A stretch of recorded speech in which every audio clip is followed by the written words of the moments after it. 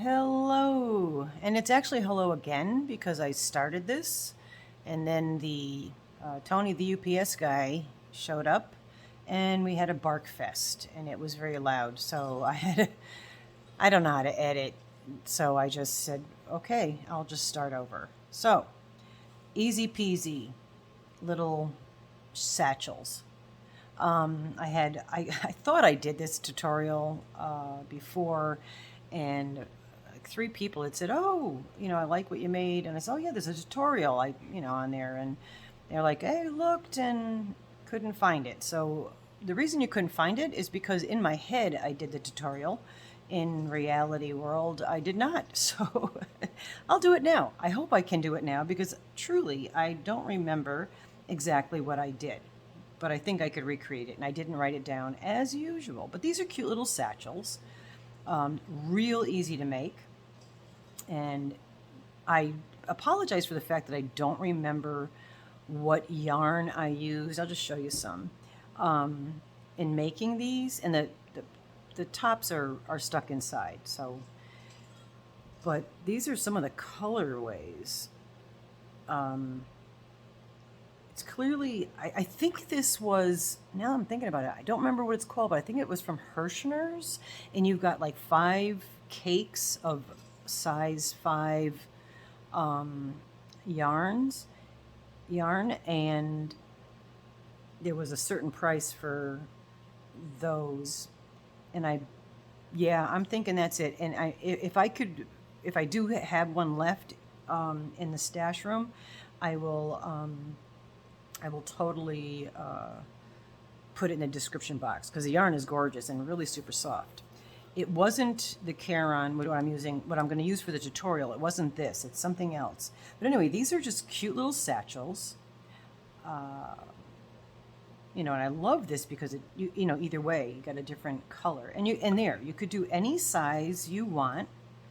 This was a good size because it's more like a pocketbook. You could really stick your phone and stuff in here. And if I don't have a measuring tape here, but it's less than a scale on a piano because I can reach from G to G. So, and that's, I don't know, am I in focus? Okay, so that's a size. So it's not that, they're not that big, but you can do whatever size you want. So it's your stuff. I recommend a 5 weight. You could do it in any weight, but I recommend the 5 weight only because it gives it more definition and just stands out better, and it's nice and thick. So it's a little more sturdy. Okay, so I'll just put this one. Isn't that gorgeous? It kind of goes with that Americana yarn that I was using for the granny hats and sweaters. It's not, but it looks like it. And like I said, I'll try to remember to write it down if I could find it. All right, so this I'm going to leave here just so you can see. Let's see, you can see there, cool. For the tutorial, and first I apologize because I didn't know that there was pellets in the pellet stove, and I woke up and it was really cold in here. Went downstairs, went outside, grabbed a 50-pound bag of pellets, lugged them up on my aching shoulder, and just put the pellet stove back on. So my hands are kind of chilly and cold and stiff, but hoping they'll warm up as I go. Anyway, so what I'm going to do, the tutorial, the yarn I'm going to use is the Yarnspirations Caron Swirl Cakes.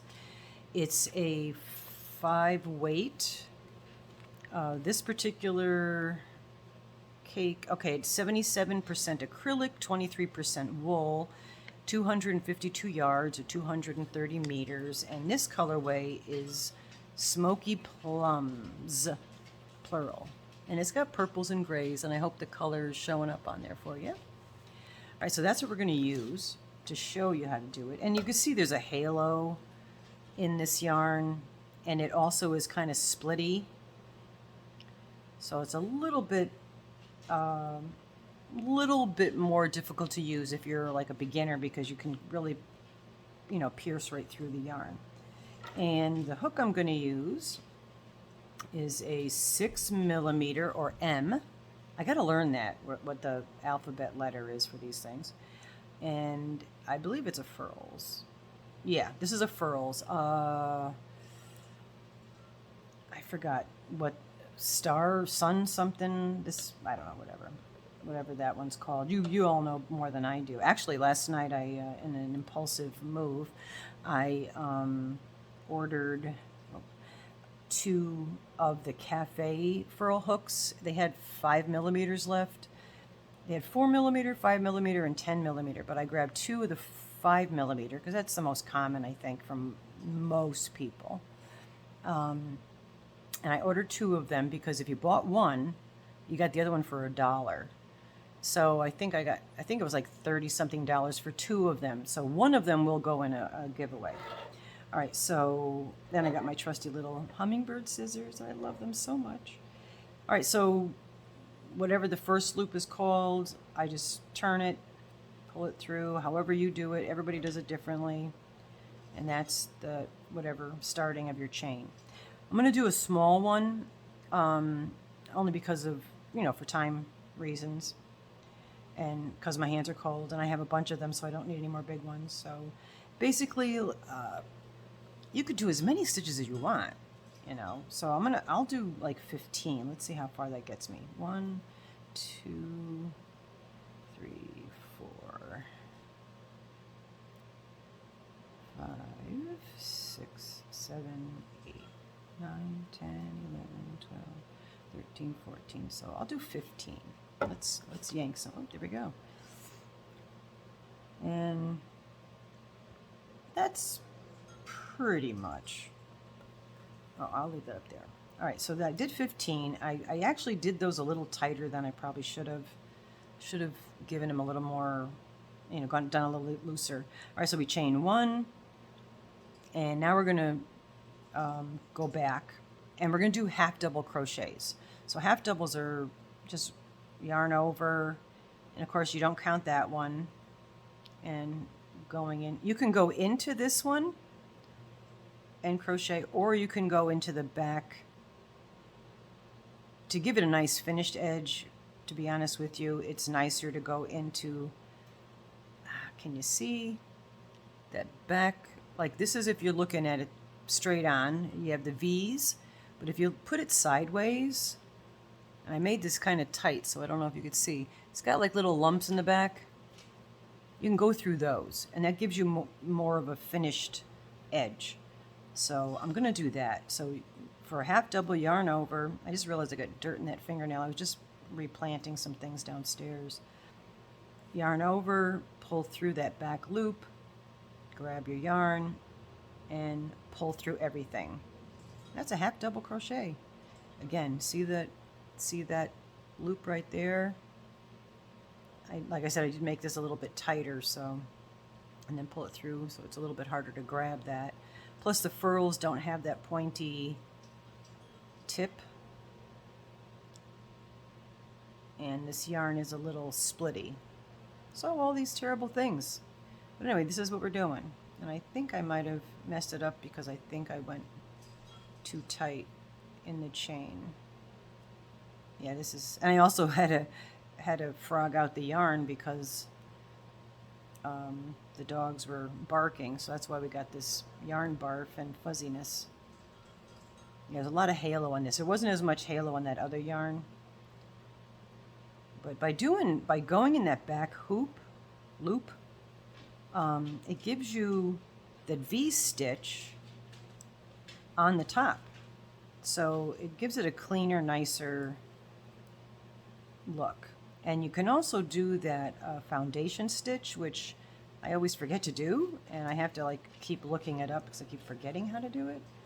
But that would be another nice way to start it, because this is going to be the top. Why is this so weird? Oh, so I made that tight.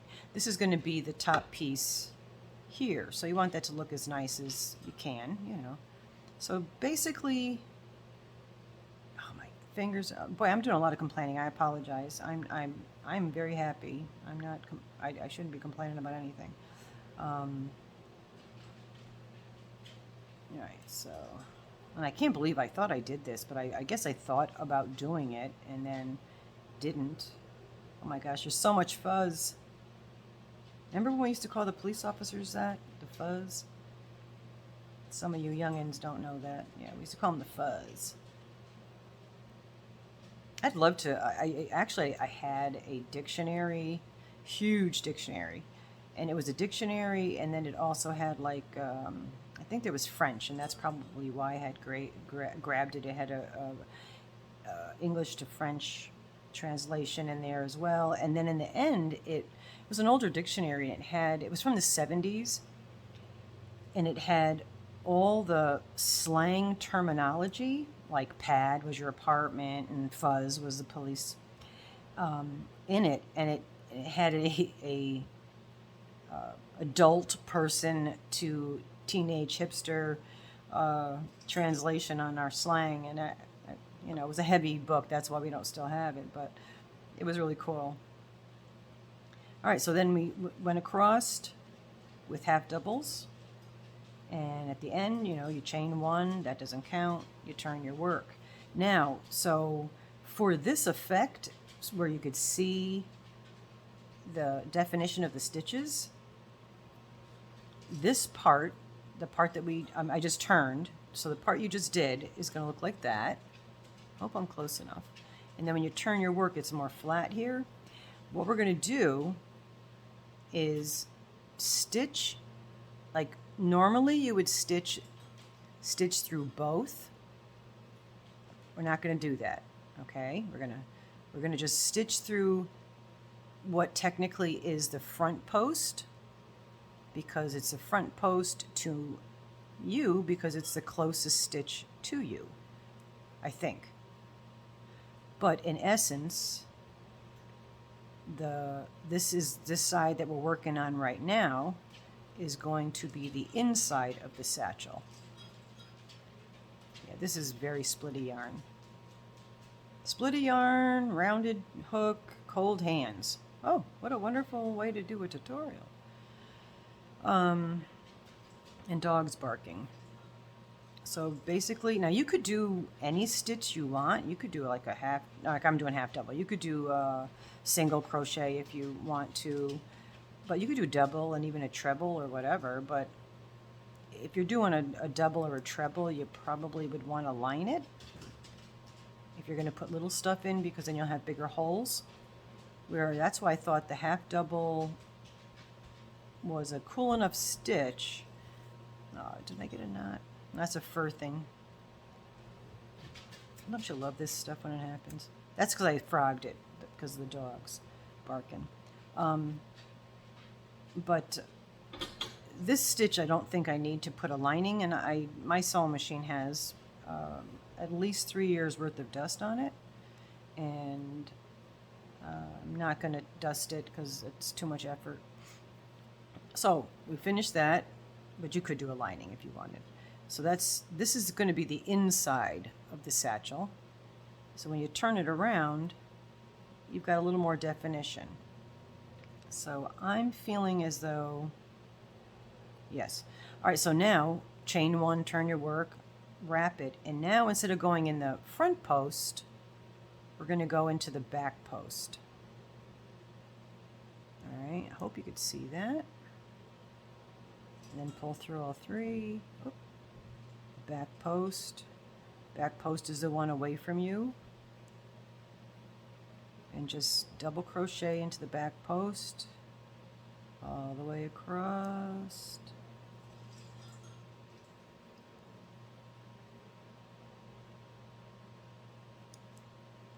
You probably could do this with a 6-weight too. I haven't tried it with the 6-weight, but it might be too heavy. I don't know. If you're doing a basket or something, this would be pretty. But it's a nice little stitch. And I didn't see a tutorial or anything. I just said, oh, I think I'll make satchels, and started doing this. So I don't know if there's somebody who invented this idea or not, but all right. So back to the last. Go into the last one. Do your double. Half double, I apologize, chain one, and turn your work. And now on this side, so you're really just alternating. We're going to do the front post. So you just go back and forth and do 1 row front post, 1 row back post, half doubles. I'm not pulling very tightly, but I'm also not making it super loose because you don't want the stitches to be that open. So if you have something smaller in your bag, that it could fall out, or something, pencil or something would be sticking out and stabbing you. All right, so that's basically the whole size of the pocketbook, and you just keep going until you get to where you want it to be. All right, so let me just get to this end here. Wish my fingers were warmer.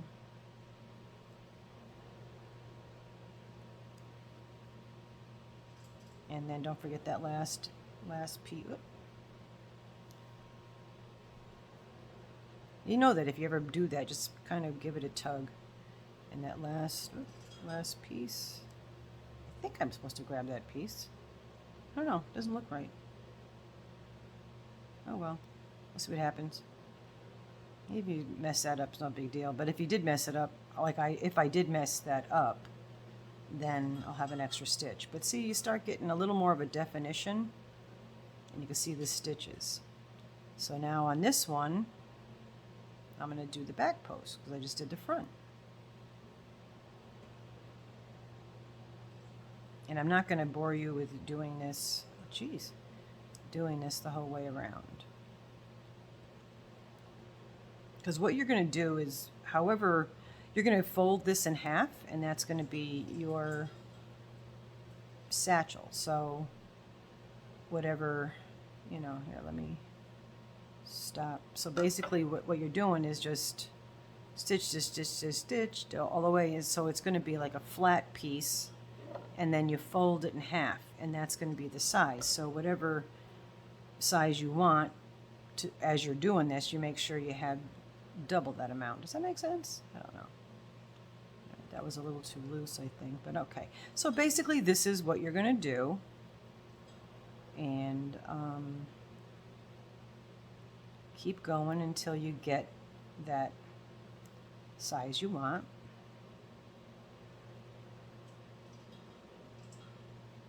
This is where I don't know if you guys have the same issue, but like when I get to this point, it's like, do I do another stitch? Is that considered a stitch? Let's find out.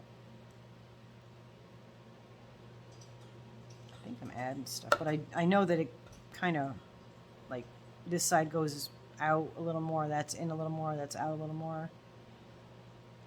I don't know if that's supposed to be a stitch. I guess I should have counted. So that was, and if you're confused, because now I just forgot if I have to go into the front post or back post, I'm looking at this side. Oh, I think I did. I messed this one up halfway across because I was chatting and not paying attention. See that? Because that was this, and then all of a sudden it changed to that. So let's frog it out till I get to that point that I messed up. Cool. Yeah, see, I was supposed to go back post, and I was doing those in front post. So I'm going to give it a tug just to kind of bring it back to its shape and go into the back post. Well, that's cool. It's actually good during tutorials to make mistakes because we all do. And this way you could see, like, oh, I did that. Now what am I supposed to do? All right, so now we have, I don't think I'm supposed to dig in that. I'm not, again, I should have, well, okay, let's count. 1, 2, 3, 4, 5, 6, 7, 8, 9, 10, 11, 12, 13, 14. I am. So it is a stitch, and that goes into back post, right? Chain 1, and let's see if I did that correct. Okay, so fix the problem. All right, so that's the stitch. And I'm gonna pause you and finish this to become twice this size, so we can fold it in half, and I will be right back. Alrighty, so I'm back. I didn't do it as big. I'm doing a small one because I'm just doing this quickly to show you, and my hands are still freezing, sorry. All right, so that's, I had that folded. So see how the definition in the stitch, And I did make a couple mistakes, and I had to go back and frog it. In my personal opinion, this yarn, I'm not crazy about the yarn for this. I mean, well, no, that's unfair to say. The yarn is fine. I just wished I used I think it's the Omni hooks that have a more pointed, and I think it also might be wrong. I think the Susan Bates have more of a point at the tip, which would have been better because it was very splitty. But I did find the yarn that I did use for the other ones that I highly recommend, because this also doesn't have a repeat of a pattern color-wise. I mean, it has the purple stripes, but there's long spaces of the same color. This is what I did use. This, I was right. I think pretty sure it's Hirschner's, the Sundance Whirlwind, and it's a 5-weight, and it's 100% acrylic. Like, this one had wool in it. So this is safer to use too, because if you're selling them for a craft fair or whatever, giving them not having wool would be the smartest thing to do. Okay.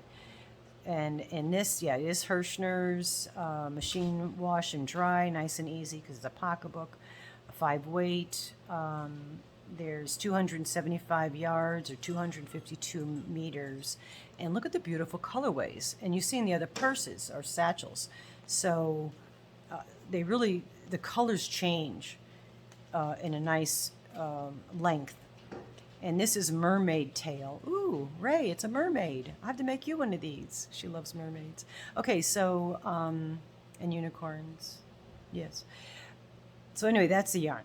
So now, what I do I just do it, is the last stitch that I do is going to be a single crochet. So the ends are going to look, so I'm not going to do a half double on this one. I'm going to also go through both chain, the double chain. Instead of going just back post or front post, I'm just going to put it through both to finish it off. I did not count how many rows because it doesn't make a difference. You just fold it. If it's at the length you like, that's when you stop.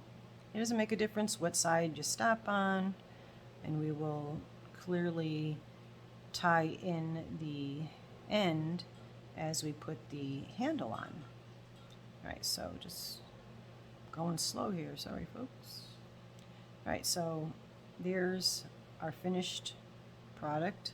Pull through once, give it a nice tug, snip, pull it through.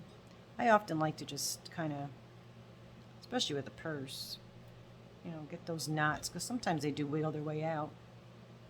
All right, so that is the pattern. I don't know, something looks weird here. I might have screwed up. Yeah, I think I messed it up a little bit. I'm a little preoccupied because I have to go run and let Rusty's dogs out, and I should have waited and come back and done it. But actually, the first time I was doing it, before the dogs interrupted and made me restart everything, I would have been on my schedule. And that's the inside, which you could have this be the outside too. I mean, it's whatever. So then I just kind of fold them up. These just happen to be together on that side. Fold it up. So this is going to be a little tiny one. This is probably going to be whatever. I was going to say frogged out, but I already cut the yarn. And then I'm going to show you how to put the handles on. See how the handle, I stitch it on the outside, so it gives it also an effect, especially when you have the color changes, like this one here. Look at how pretty that looks, because you got blue, and then as the color changed, you have that as a framework. So again, just make the, whatever they call that, slip knot? I don't know, is that a slip knot? And I just fold it, and I'm gonna go on the back side, no, just on the bottom, I guess, and kind of poke through. That's it. Poke through both sides. Oh, that doesn't look even, does it? Let's take that out, if we can. Pull it back up. Let's try that again. And I could count and do stitch markers and all that kind of stuff, but no. All right, so that looks like it's going to be fine. So I'm going to take it and pull it through. Take my tail, hold my tail up here, and do a chain. And then go to the next one. And there again, you don't have to be super precise. And I'm putting that tail in as I go. And just doing a chain stitch, going up. And so you don't see the difference in the colors because this is all gray. I'm just leaving that tail in there, tying that tail in so I don't have to weave it in at the end. Yeah,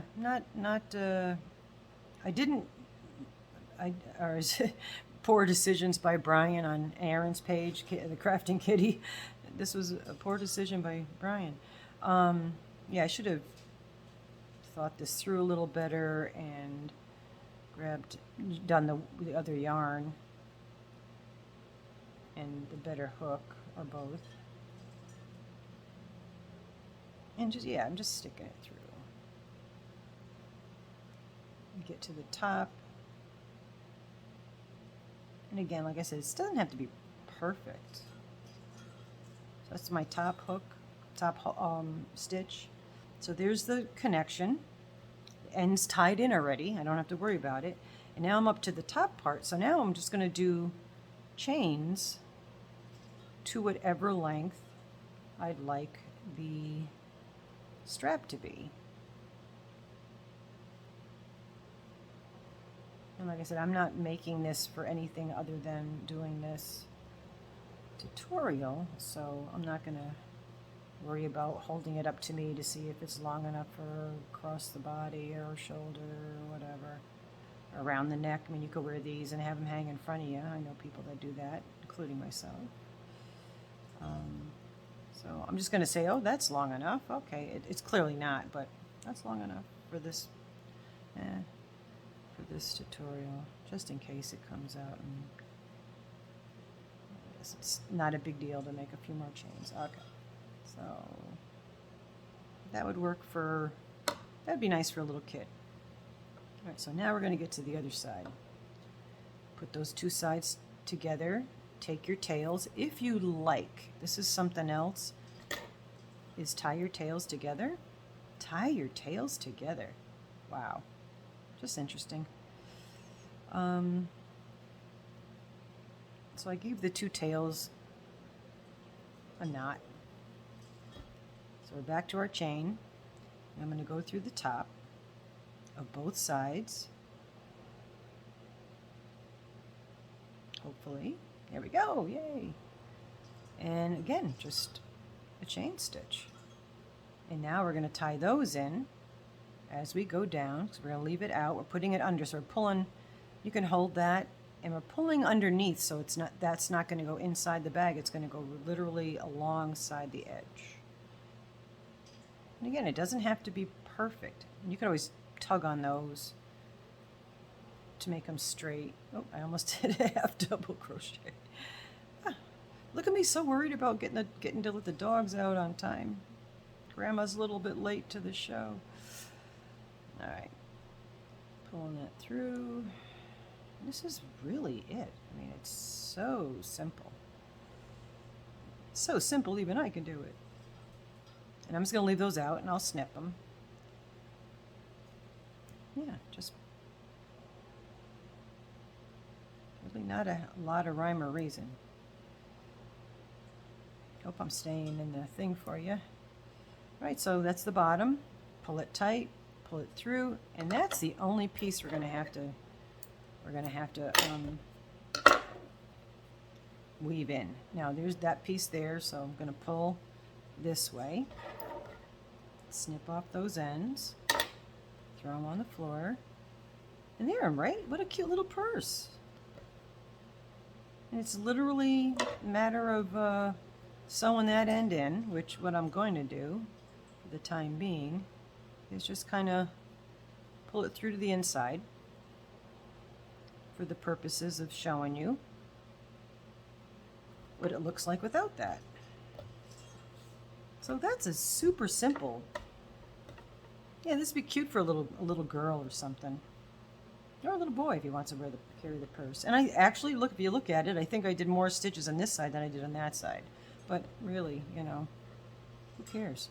Now, with this, you can also, because this just has a regular opening, you can sew a little button on here and attach, either crochet a chain that loops around and ties back in, so you have a crocheted tab to pull over and put your button through, or you can get a piece of elastic and tie that into a loop on the back and put your button in the front. Or you could have actually kept going and made this where it's not even, where you're going to have it where you're going to have a flap that goes over. So you have that option as well. So there's a lot of things, you know, be creative. Think outside the box, think inside the box. But anyway, that's it. I'm going to go let the dogs out because they're probably freaking out. Oh, before I go, just real quick, this is Rusty, so excuse me. This is Rusty's panhandler. I know it's called a panhand. I don't know, hand pan. I call it panhandler. Anyway, I love this, and I just wanted to do this for you. Isn't that gorgeous? Isn't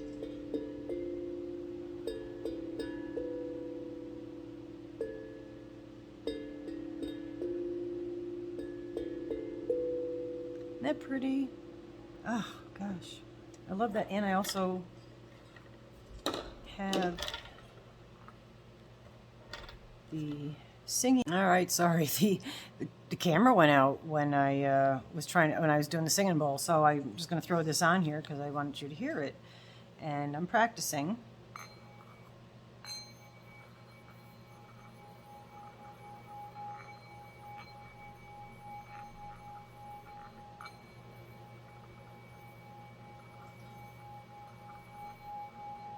Isn't that beautiful?